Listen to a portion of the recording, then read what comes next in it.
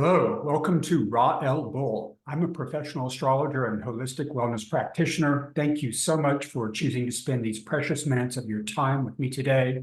This is part 2 of the general astrology overview for February 2024. I'm your host and guide, Ifeymerael.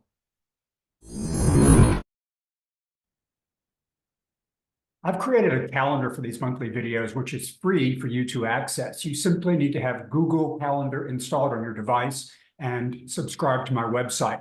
The link for the Ra El Bull website is below. Please remember to like, share, and subscribe to support this channel. I am so grateful for your thoughtful assistance. In part 1, I spoke about the beginning of the Chinese lunar calendar new year, the wood dragon, and made some remarks about its capacities for growth, development, and manifestation. We talked about the very fortunate Aquarian New Moon on the 9th and the intense activations of Mercury in February. We also covered the extreme intense energies between Pluto, Venus, and Mars occurring through the 13th and the 21st. In this part, I'll talk about the Virgo Full Moon on the 24th, and then we'll look at the triple Piscean conjunction for Sun-Mercury-Saturn a few days later. Finally, we'll again examine the energies trained on Jupiter, who's winding down from a rapid-fire series of Earth trines and is now peering into the horizon at his conjunction with Uranus in April and a lengthy, persistent square formation with the ring lord. Get comfortable, take a few deep breaths, and let's look ahead into the first month of the year of the wood dragon and get a glimpse of the light of the Plutonic Aquarian dawn that's heralding powerful divine transformations for each one of us. With me, here we go. The Virgo full moon is on the 24th at 4:31 a.m. at 5 degrees, with the sun in Pisces. This will be an intensely spiritual full moon on the Pisces-Virgo axis for reasons I'll explain. Further, this full moon reveals, illuminates, or amplifies what we saw happening in the last week of January with the Leo full moon, the grand Earth trine kite, and that orgy of astroactivity with the North Node, Mars, Mercury, and Uranus. Let's talk about full moons in Virgo as a general matter. Then let's look at the astro terrain, which she's lighting up, so we can unpack all of that. The full moon reveals and illuminates. It's a time of culmination and harvest. Look back to what you began 6 months ago. You will likely see a full moonation of it. It's also a time to release, or rather to begin to release, to let something wane. It's a time of heightened energy and new emotion bursting forth, or the new expression of emotions and needs in an open, external, and more public manner. The Virgo moon is discerning, nurturing, compassionate, diligent, analytical, organized, productive, selfless, and supportive. Its shadow attributes are perfectionism, overthinking, overplanning, excessive criticism, judgment and analysis, and anxiety. Self-care, diet, and health are strongly supported during Virgo moons, however. Virgo is a mutable earth sign all about healing and growth. The first thing that leaps out to me about this full moon is that it happens almost exactly where we saw the January 28 grand Earth trine kite, with the waning gibbous Virgo moon opposite Saturn, who was supported by sextiles with the two benefics, Venus and Jupiter, who were themselves in a divine angle to one another. The moon, Venus, and Taurus were in the 3 earth signs with near-perfect trine angles, Virgo, Capricorn, and Taurus. The spine of the kite was formed by the moon at the tail and Saturn at its head.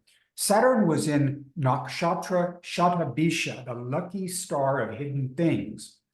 Shatabisha is connected to the deep sea of awareness, or the etheric ocean of consciousness and our moral conscience. It has a Saint Peter or Mott quality and serves as a guardian of truth and justice. This is the Aquarius nakshatra that features fixed star Sadakbia, Gamma Aquarii, called the lucky star of hidden things.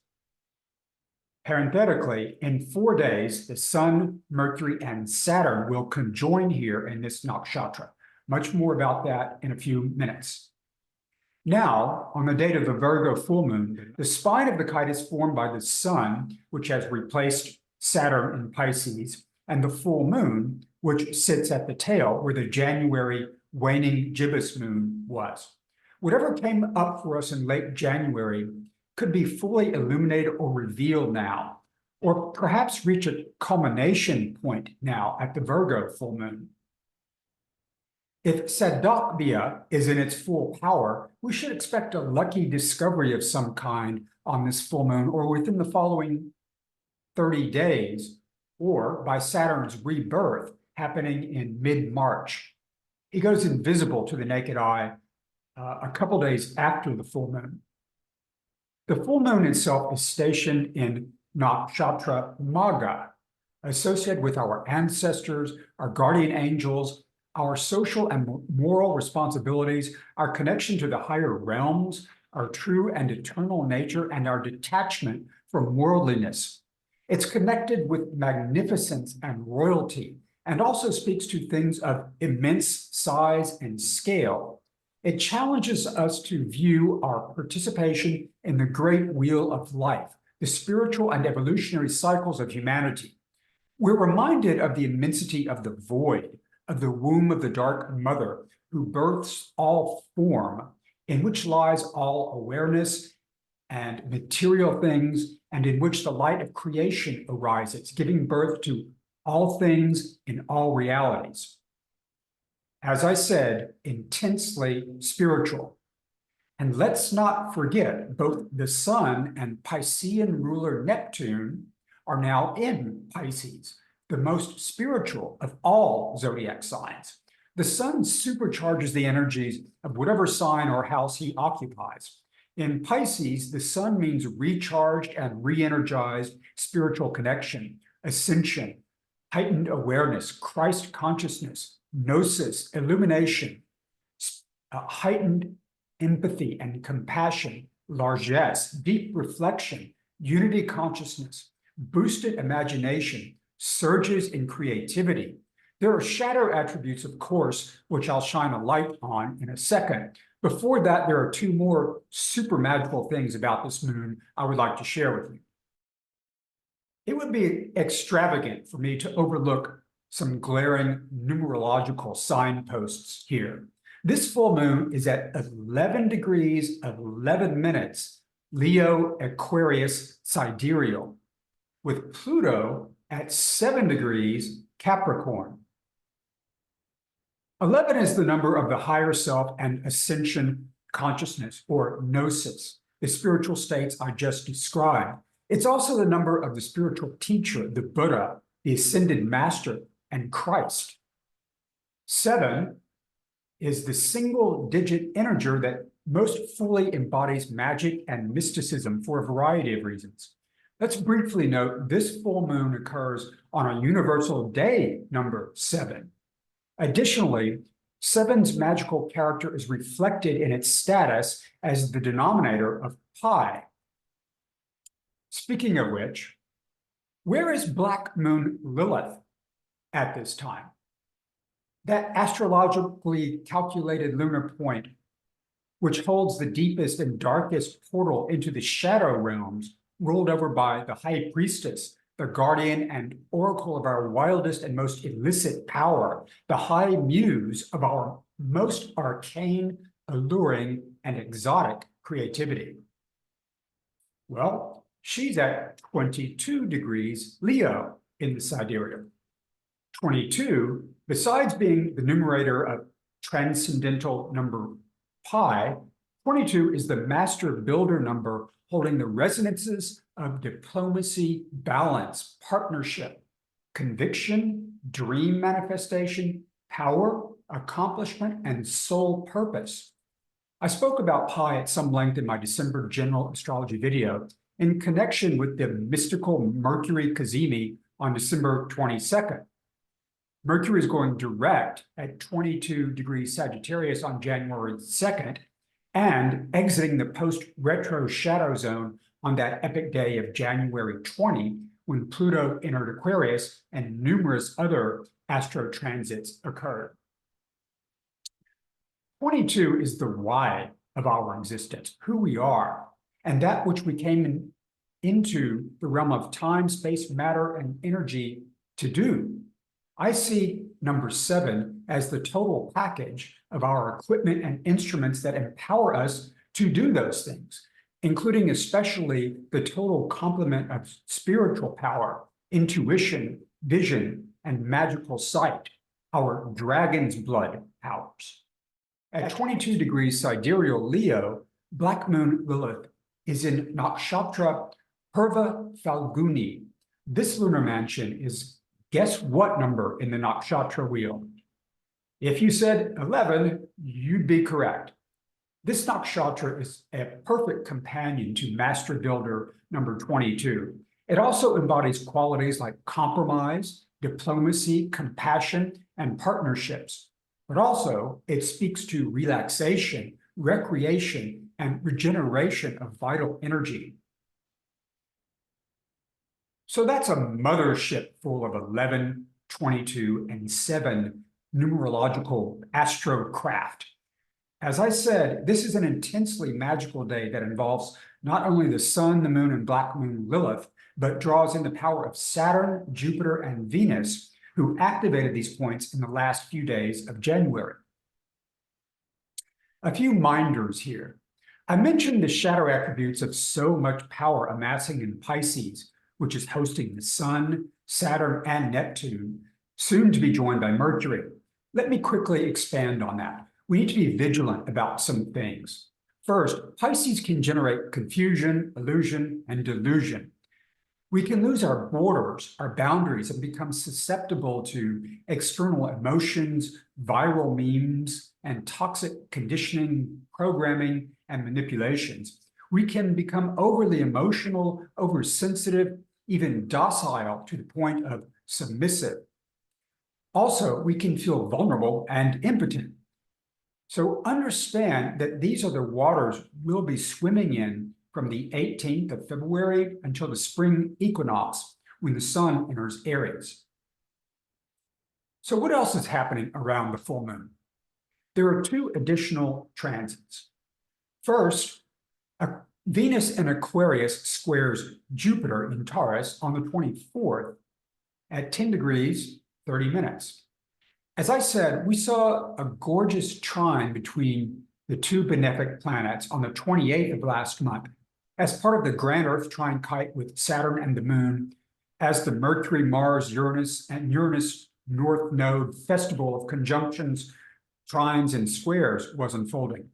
Venus has moved a full sign now, and now squares Jupiter. This is a hard aspect, but because they're both benefic planets, this kind of aspect rarely presents crises or traumatic events, with a couple caveats here.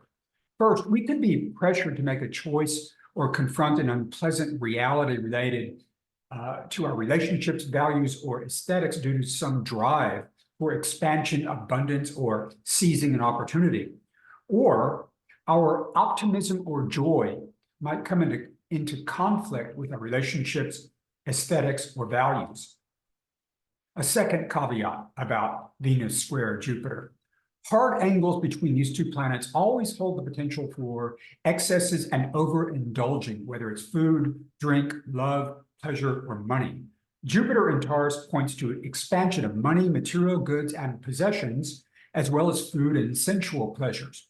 Venus in Aquarius suggests that the values may be related to community or possibly our wishes and dreams about Venusian things, since Aquarius is linked to our goals and wishes. The second transit around the full moon is Chiron and the North Node nearly conjuncting in Aries.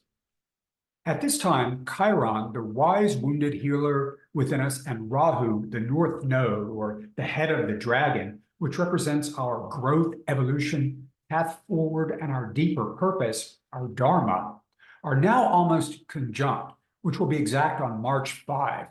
These are both immensely powerful astro bodies, and the conjunction is the most powerful aspect in astrology.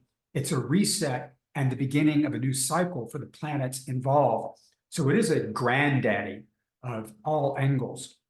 For now, let me just say this particular conjunction speaks to how our healing intersects with our future.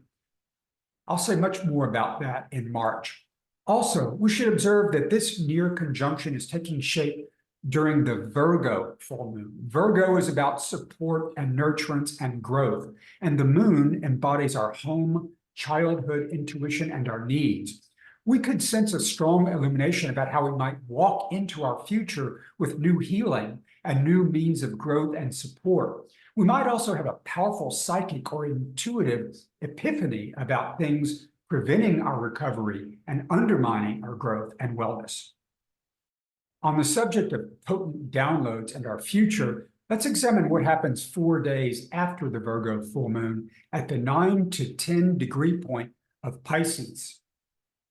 On the 28th, we have a triple conjunction between Mercury, the Sun, and Saturn, and a double cazimi. A planet conjuncting the Sun is called a cazimi. Cazimis are like plugging into a nuclear furnace. Planets emerge from the experience irradiated, revitalized, and power enhanced. It's rare to have 2 cazimis on the same day involving 3 planets in triple conjunction. In the case of Mercury, our thinking, communication, and mobility are purged, recharged, and renewed. Some say this is like the sun planting a seed within the god of communication and mobility. Mercury cazimis happen a few times each year. As I said, what's unusual here on the 28th is that the Sun and Mercury are also conjunct Saturn the same day. So it's a triple conjunction, which occurs at 10 degrees Pisces. Recall that the Sun in Pisces is profoundly spiritual. It's the light of the divine piercing into the Piscean ocean of awareness, imagination, empathy, and transcendence. What about Saturn in Pisces? Saturn in Pisces is challenged due to the nature of their respective energies. Saturn being pragmatic, grounded, rigid, and contained, disciplined, and focused.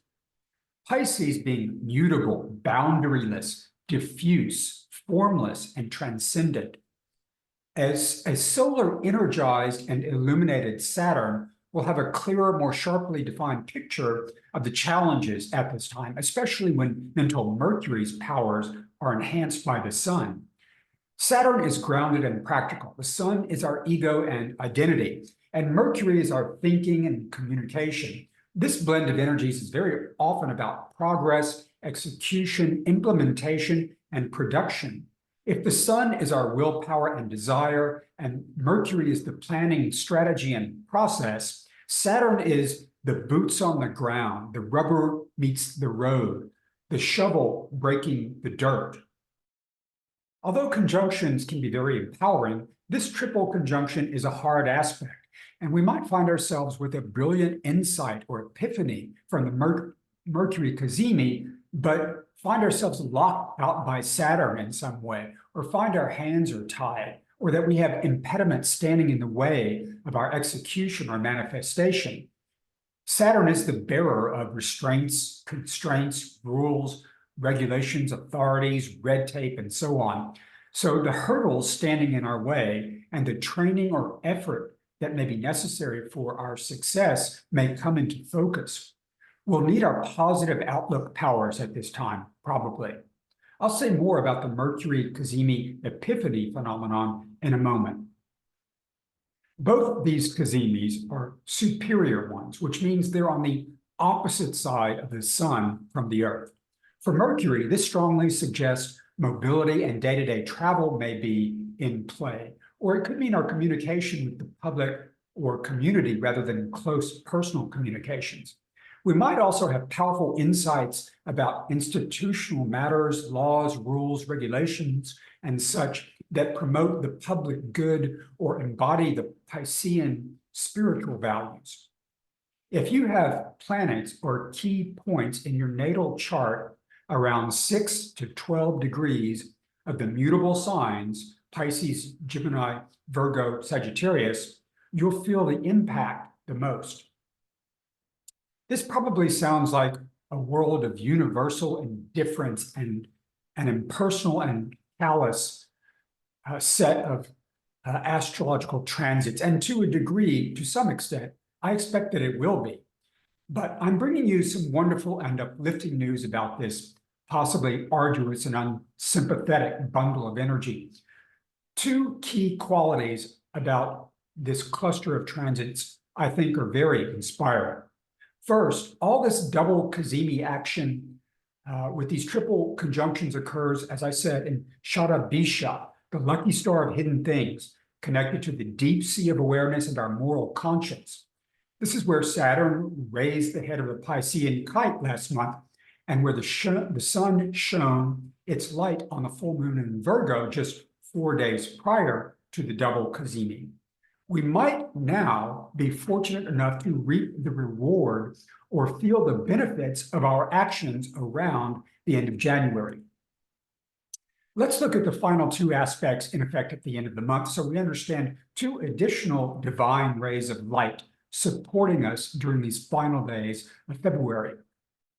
The first is Mars in Aquarius squaring Jupiter on the 27th at 10 degrees, 52 minutes. The day preceding the cazimi-Saturn conjunction, Aquarian Mars squares Jupiter at roughly 11 degrees.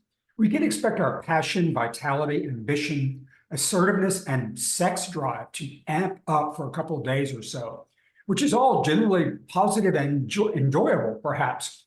However, this aspect has three shadow warnings, which I'll share before talking more about the positive attributes.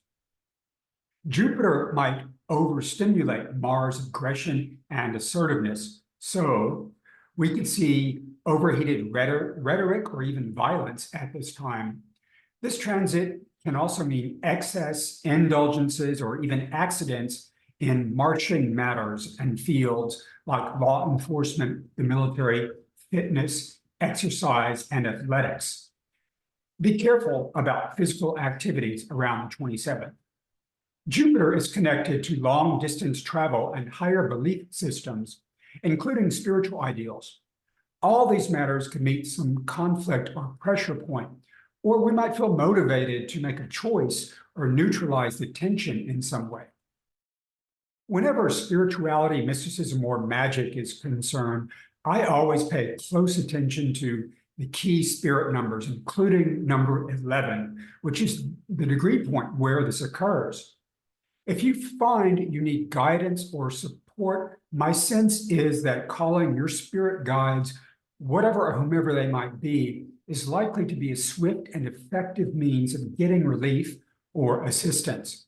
Remember that Mars stimulates whatever he touches, and spiritual benefic Jupiter is about luck, joy, wisdom, and opportunity. We may have to reach for the blessings here. We may have to choose them, and we might even feel some pressure or conflict in doing so.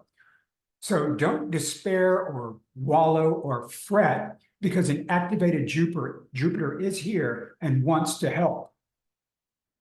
The last aspect to discuss is Mercury in Pisces sextiling Jupiter on the 29th at 11 degrees and 12 minutes.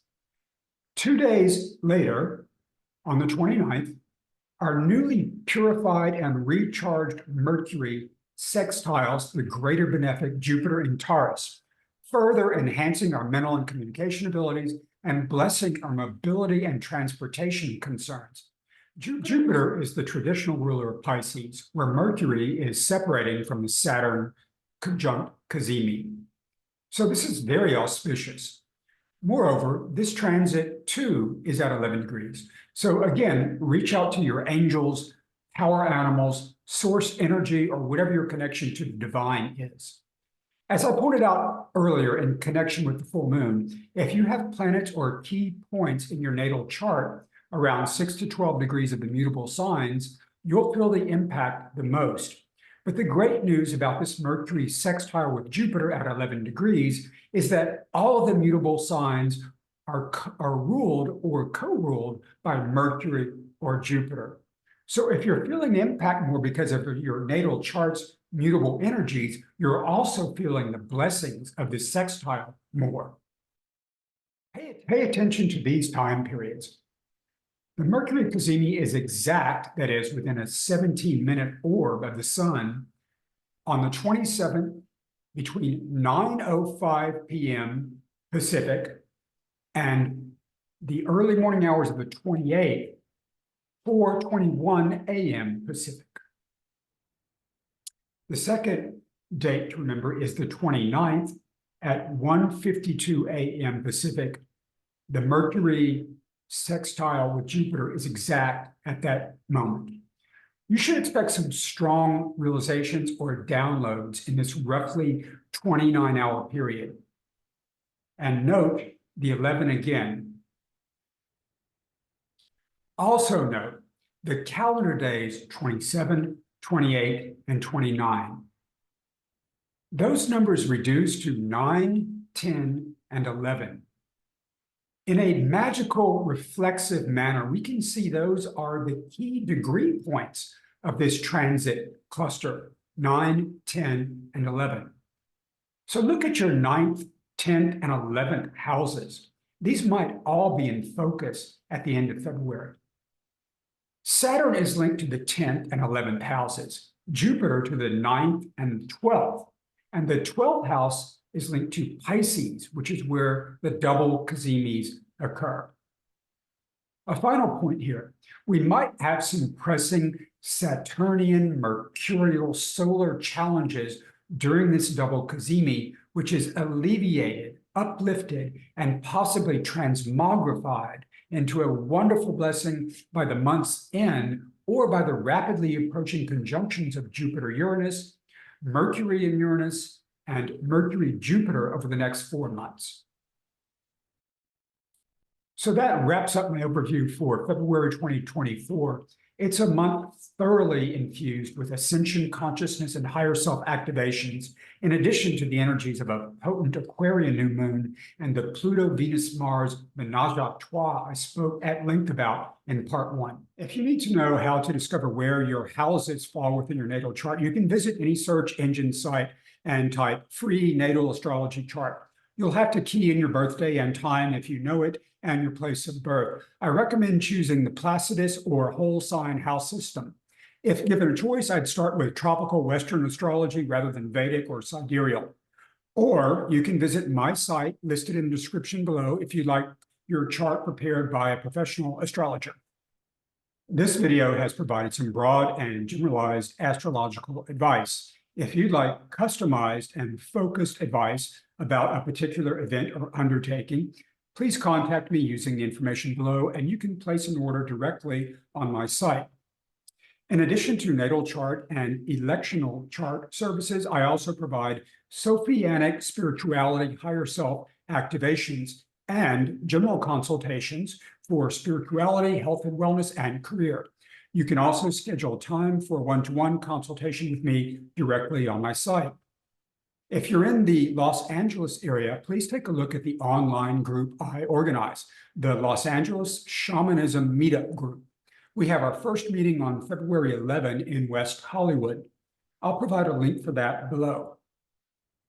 Last but not least, if you're interested in participating in a Sophia Circle journey, I'm a certified Sophia Circle journey leader who conducts both live in the Los Angeles area and online virtual circles. Instructions for joining can be found on my site on the services page. Thank you again for spending your time with me today. Ra'el Bol.